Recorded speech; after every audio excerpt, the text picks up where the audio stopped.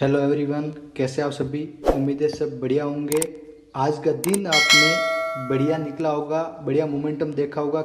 Almost market के अंदर one sided momentum देखने को मिला। मार्केट के अंदर वन साइडेड मार्केट मोमेंटम देखने को मिला। एक बार हल्का सा कंसल्टेशन हुआ, यहाँ पे बायर्स को एक्टिव होने का मौका दिया, लेकिन उसके बावजूद भी मार्केट ने वन साइडेड मूव दिया, जिसके चलते छोटे मोटे रिटेलर ने भी अच्छा पैसा अर्न किया यदि उन्होंने वन साइडेड काम किया तो। लेकिन साथियों, इंटरेस्टिंग बात यह है कि आज मार्केट ने पूरा ही न्यूज़ पे काम किया। जैसे न्यूज़ आई एनडीए का पीएम नरेंद्र मोदी बन रहे हैं, श्योर उनको बहुमत मिल रहा है, कोई आनाकानी नहीं है। मार्केट सीधे 500 पॉइंट की कैंडल अपसाइड बना रही है। लेकिन यहाँ पे एक कैंडल में मूव आया, जहाँ पर यहाँ पे न्यूज आया था कि नीतीश कुमार की कोई बातचीत नहीं हो रही है, न एनडीए की बैठक में शामिल हो रहे, जिसके चलते धड़ाक से मार्केट एक बार फिर यदि ऑलमोस्ट पकड़े तो 48,000 का हाई था और लो मारा है 47,200, यानी 800 पॉइंट मार्केट धड़ाक से गिर गई। उसके बाद में जैसे ही यहाँ तक मार्केट पहुंची, 2 मिनट के अंदर वापस रिप्लाई आया कि नीतीश कुमार की अगेन बात हो चुकी है और जल्द यहाँ से ऐलान भी हो जाएगा। तो डायरेक्ट मार्केट के अंदर एक मूव देखने को मिला और बेस्ट रैली देखने को मिली। मार्केट ने अच्छा मूवमेंट दिया और उसके बाद में ये मूवमेंट अपन ने जाने नहीं दिया और ये मूवमेंट अपन ने कैप्चर करते हुए अपने फ्री टेलीग्राम चैनल में ये लेवल्स दिया। 46,500 की कॉल दी और उस कॉल ने ऑलमोस्ट अपन को 200 पॉइंट तक का मूव देखने को मिला।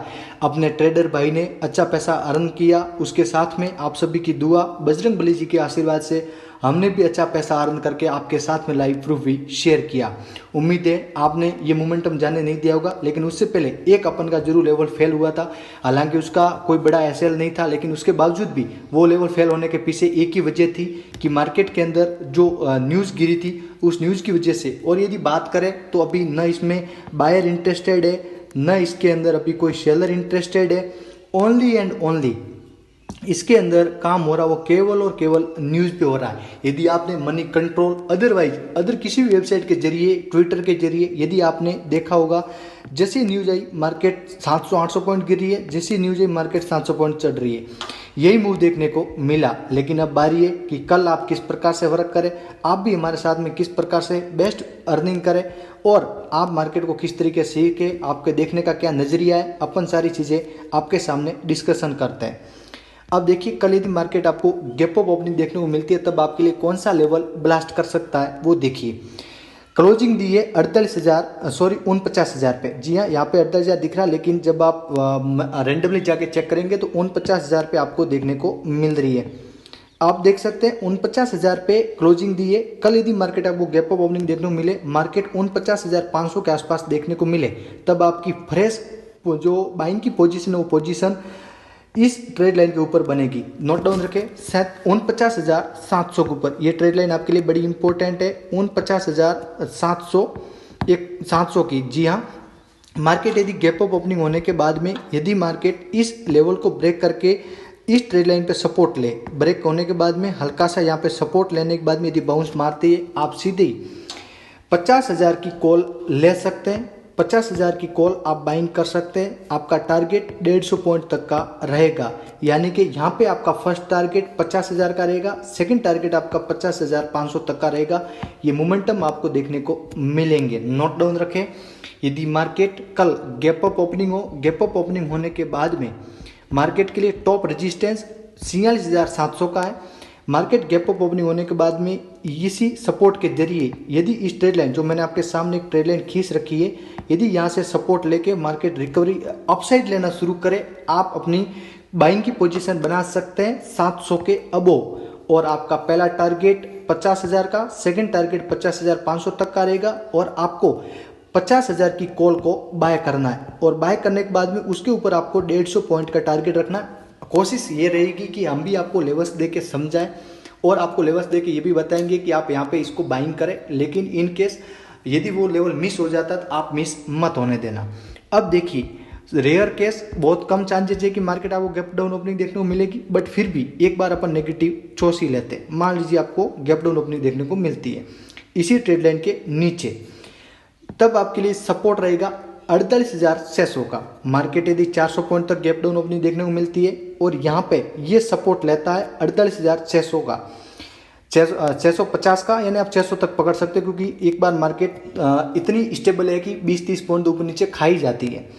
यदि इसी सपोर्ट से मार्केट रिकवरी लेना शुरू करे, रिकवरी लेते हुए इस ट्रेड लाइन के टच होने के ऊपर यदि निकलती है, तब आप अपनी कॉल की पोजीशन को बना सकते हैं। जी हाँ, और कॉल की पोजीशन बनाने के बाद में आपका टारगेट्स 50,000 का और 50,500 तक का रहेगा।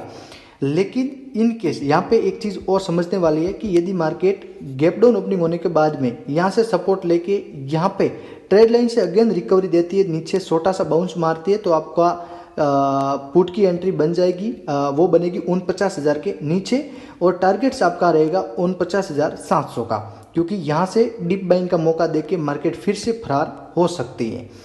तो आप ये मौका जाने न दें। और इन केस यदि मार्केट में जैसा इलेक्शन डे के लिए अपन ने सोचा था उसके विपरीत हुआ, ऐसा कैसा, यदि कल भी विपरीत देखने को मिले और मार्केट सीधे इस टॉप रेजिस्टेंस जहां से बायर ऑलरेडी एक्टिवेटेड है, जो यहाँ पे आया था मार्केट लेकिन अगेन खींचा है, तो यहाँ पे यदि ये लेवल्स ब्रेक हो जाता है तो आप सीधे पुट की एंट्री बना सकते हैं। यहाँ पे रिटेस्टमेंट का शायद मामला नहीं होगा, इस प्रकार से मार्केट सीधा 47,500 तक आएगा। लेकिन आपको 150-200 पॉइंट से ज़्यादा आपको नहीं रुकना और आपकी प्रॉफिट बुकिंग होनी चाहिए, क्योंकि मार्केट है एक हर न्यूज़ पे मार्केट वॉलेंटाइल होगी। आपका एसएल कम से कम 100 पॉइंट का बनेगा, नोट डाउन रखें।